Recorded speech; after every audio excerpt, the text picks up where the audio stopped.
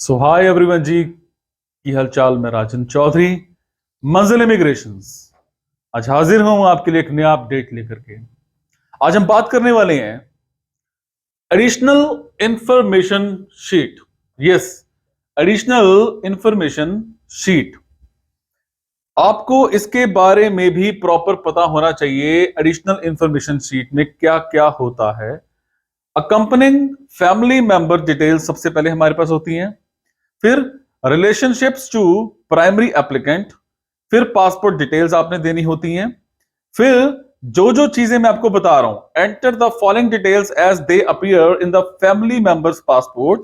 वो क्या होती हैं? सबसे पहले फैमिली नेम, फिर गिवन नेम, फिर आपका जेंडर, फिर आपका डेट ऑफ बर्थ, फिर आपका पासपोर्ट नंबर, फिर आपका कंट्री ऑफ पासपोर्ट, फिर नेशनैलिटी ऑफ पासपोर्ट होल्डर। उसके बाद मैं बात करूं आपकी डेट ऑफ इशू, कब आपका इशू हुआ, और डेट ऑफ एक्सपायरी और प्लेस ऑफ इशू, और इशूइंग अथॉरिटी आपकी क्या थी। ये सारा कुछ आपने प्रॉपर फिल करना होता है।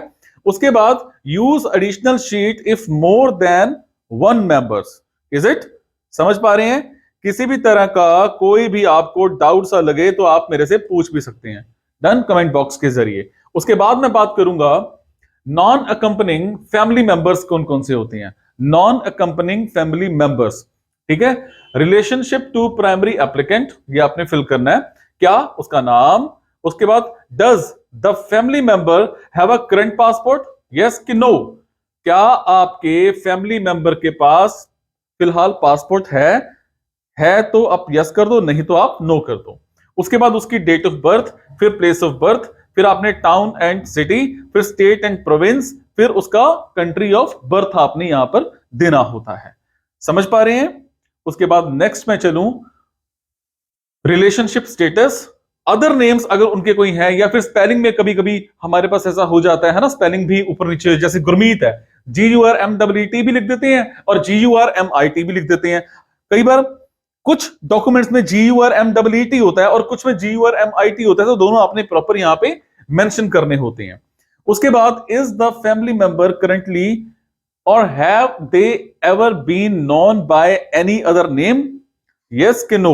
ये भी आपने प्रॉपर मेंशन करना है। क्या आपके फैमिली मेंबर को किसी और नाम से जाना जाता है? उसकी सिटीजनशिप आपने बतानी है। Is this family member a citizen of the country of passport, yes कि नो। उसके बाद नेशनल आइडेंटिटी डॉक्यूमेंट्स आपने यहां पर लगाने हैं। और एक और चीज आपको बता दूं, use additional sheet if more than one members, ठीक है जी। उसके बाद नेक्स्ट हम चलते हैं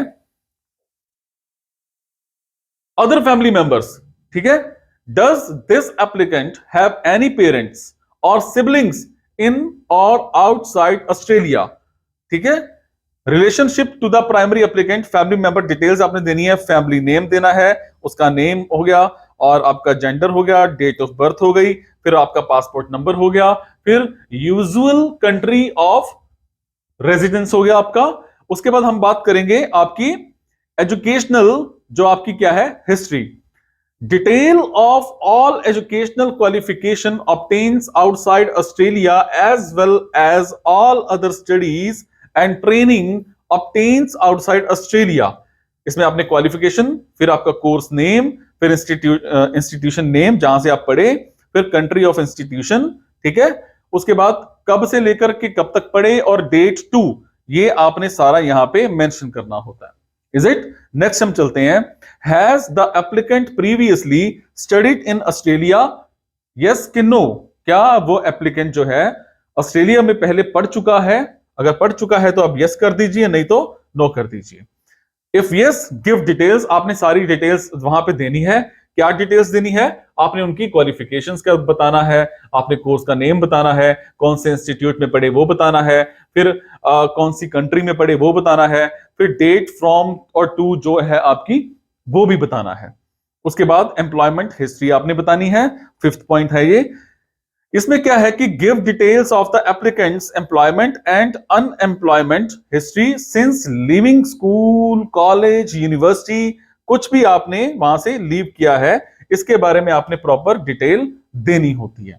नेक्स्ट हम चलते हैं, employment includes all paid employment, self employment, family business, ठीक है, work experience, internships, unpaid employment and volunteer work. आपने कोई वॉलंटियर वर्क भी कर रखा है वो भी आप मेंशन कर सकते हो, जैसे आपने किसी एनजीओ वगैरह में किया है वो भी आप मेंशन कर सकते हो।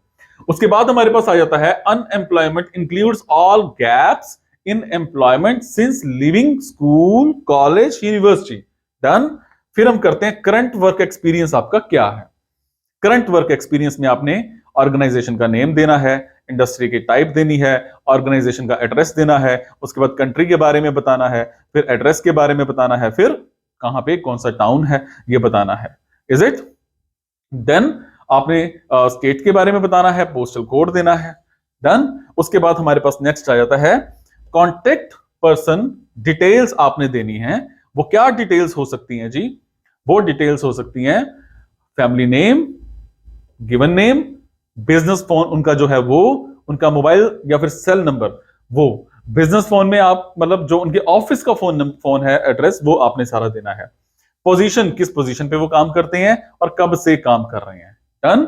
Previous work 1 same detail as above आपने देनी है। डन। और प्रीवियस वर्क 2 सेकंड कहीं काम कर रखा है, सेम डिटेल आपने एज अबव देनी है। डन। तो ये था जी आज आपके लिए एक वीडियो जिसमें additional information sheet e visa Australia का मैंने आपको सारा बताया है। किसी भी तरह का कोई भी डाउट है मन में, कोई सवाल है, तो आप कमेंट बॉक्स के जरिए मेरे से इंफॉर्मेशन हासिल कर सकते हैं, या फिर हमारी ब्रांच मंजिल इमिग्रेशन में आकर के विजिट कर सकते हैं, या फिर मेरे व्हाट्सएप नंबर 9888330068 पर अपनी प्रोफाइल शेयर कर सकते हैं, जिसके बाद मैं आपको बताऊंगा कि आपके लिए बेटर क्या है, कौन सा कोर्स, कौन सी यूनिवर्सिटी, कौन सी country. Thank you so much.